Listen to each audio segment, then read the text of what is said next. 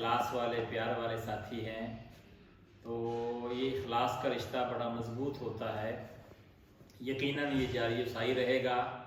اور یقیناً یہاں شفیل رادرم کے علماء کونسل جو ہمارے جتنے بھی ساتھی ہیں، ہم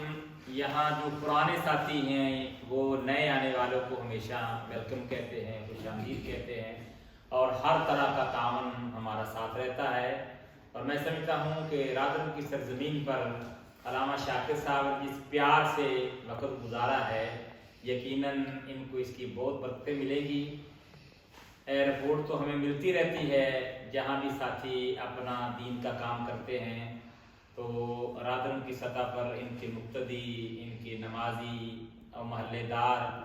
سبھی ان کی تعریف کرتے ہوئے پائے گئے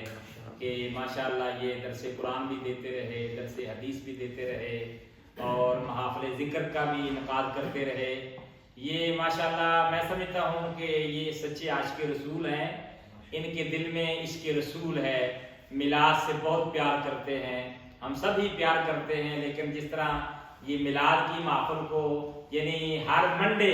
امپلیمنٹ کرتے ہیں کسی بھی رنگ میں، یہ ان کا حصہ ہے، ان کی پیر و مرشد کی دعا ہے، اساتذہ کی دعا ہے، تو یقیناً یہ ان کی محبت ہے، اخلاص ہے کہ ہم سارے ساتھی یہاں جمع ہوئے ہیں، اور میں ان کو بھی خراج تحسین پیش کرتا ہوں، اور علامہ قاری غلام یاسین صاحب کو بھی خراج عقیدت پیش کرتا ہوں۔ بلکہ میں نے ان سے بات کی کہ کب تیاری ہے، فرمانے لگے کہ بڑی عید کے بعد۔ میں نے کہا کہ یہ الوداعی تقریب تو بڑی جلدی ہوگی ہے،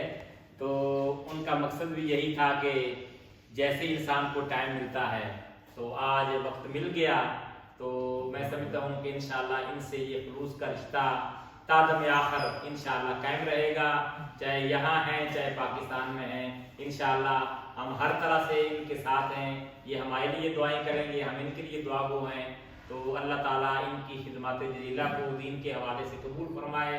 اور جس عظیم مقصد کے لیے یہ عازم سفر ہو رہے ہیں وہ یقیناً بہت عظیم مقصد ہے۔ اللہ تعالیٰ ان کی والدہ کو تندرستی والی لمبی زندگی عطا فرمائے، اور ان کو ان کی خدمت کی توفیق عطا فرمائے۔ انہی الفاظ سے اکتفا کرتا ہوں۔ جزاک اللہ، والسلام ورحمۃ اللہ وبرکاتہ۔